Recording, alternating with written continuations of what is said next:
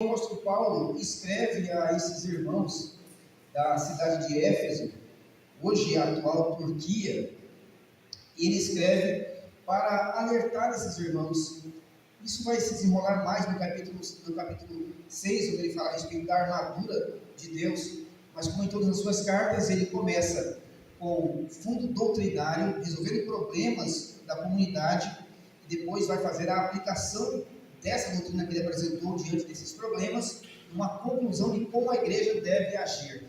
É assim que o apóstolo Paulo marca suas cartas. Começa com a sua confirmação da autoridade apostólica, depois ele explana doutrinas que ele vê deficientes naquelas igrejas. Ele geralmente manda essas mensagens poderosas com a autoridade de Cristo, que ele tem de Cristo, o seu evangelho, não é o evangelho de Paulo, é o evangelho de Jesus Cristo. E quanto aos Efésios, ele então alerta essa igreja quanto às astúcias do diabo, através da sua exortação, para que se mantenham como um exército unido, através do Santo Espírito. Por isso, meus irmãos, o texto que nós veremos hoje tem tudo a ver com o século XXI. Paulo dizendo à igreja de onde ela veio, porque ela precisa se manter vigilante.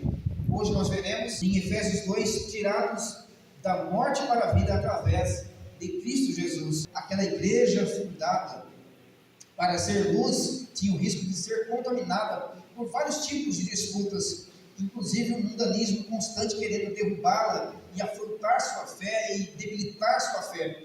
E então o apóstolo Paulo começa lá no capítulo 1, se você olhar rapidamente na sua Bíblia, depois de afirmar-se como apóstolo para eles, ele cita 14 vezes, olha, nós somos redimidos, nós, vós, ele sempre falando, olha, nós somos um relacionamento, e eu não estou aqui para ser o algoz de vocês, mas eu quero que vocês saibam de quem vocês são filhos, como vocês devem se comportar como filhos, e como vocês têm a graça e o status de filho diante de Deus.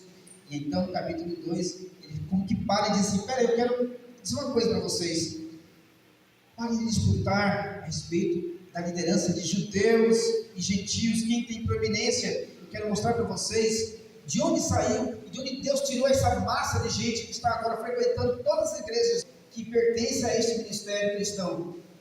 Ele os deu vida, estando vós mortos. Sabe a situação que vocês estavam? Por isso que eu quero que vocês voltem e façam uma recapitulação, não façam uma reprogramação, façam uma recapitulação do passado e vejam como Deus tirou vocês da morte, porque a morte e a ira de Deus era a herança de vocês. Ele, Deus, nos deu vida, estando vós mortos nos vossos delitos e pecados. Aqui, delitos e pecados, ele quer englobar tanto os judeus que viviam sob a lei de Deus. Então, quem transgride é delituoso, quem transgride uma lei é delituoso, e também quem não conhece a lei, mas vive no pecado, como os judeus diziam para os gentios, eles são pecadores, vivem no pecado, nascidos em pecado. E ele então fala, e vos deu vida sendo vós mortos em vossos delitos e pecados. Juntos os dois grupos falam, todos vocês estavam na mesma situação, os dois estavam mortos. E a situação de mortos aqui não é o morto enterrado, mas sim mortos para Deus. Lá em Adão, o homem pecou, o homem que era a imagem de Deus, perfeição da criação de Deus, pecou e então é separado da bondade, da graça de Deus, recebendo como punição, não a morte instantânea, mas uma morte pior, uma morte espiritual. O ímpio está no prefácio desta vida, da separação de Deus, de uma morte eterna. E Paulo diz, olha, estando vós mortos dos vossos delitos e pecados. E alguém poderia perguntar, mas como eu estava morto? E ele vai explicar, essa herança que vocês receberam, fez com que vocês andassem na vida que vocês tinham. Não é o contrário. Não é o pecado que você comete que faz com que você tenha morte espiritual. Qualquer coisa que você faça é insuficiente para salvar a si mesmo diante de Deus, para alcançar favor de Deus. Não há nada que você faça, nada absolutamente que você possa fazer que possa agradar o rosto de Deus com a sua presença diante dele. Não há nada. a não ser que você receba da graça de Deus através de Cristo, nos quais andaste outrora, segundo o curso deste mundo. A palavra curso é a palavra enredo, e caiu bem a palavra para essa época de carnaval, porque a palavra curso que é um caminho, um enredo.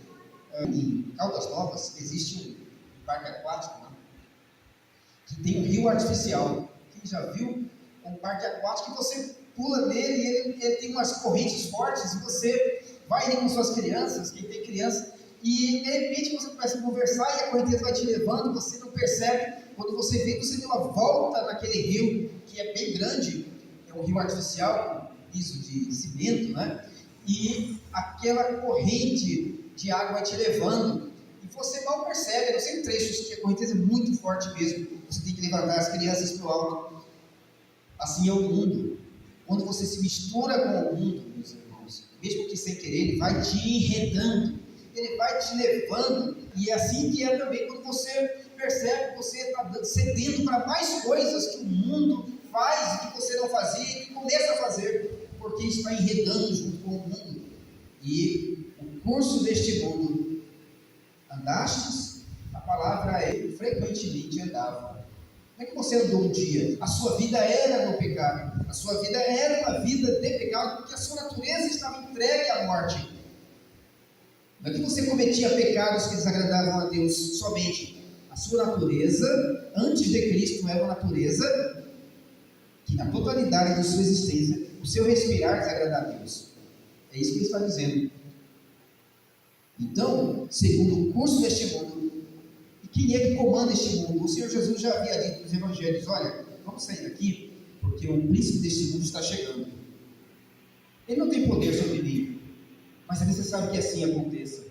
O mundo é governado no seu pecado pelo diabo. Não é o diabo que manda no mundo, mas ele governa o sistema pecaminoso. Segundo o príncipe da potestade do ar. Pastor, que é príncipe da potestade do ar?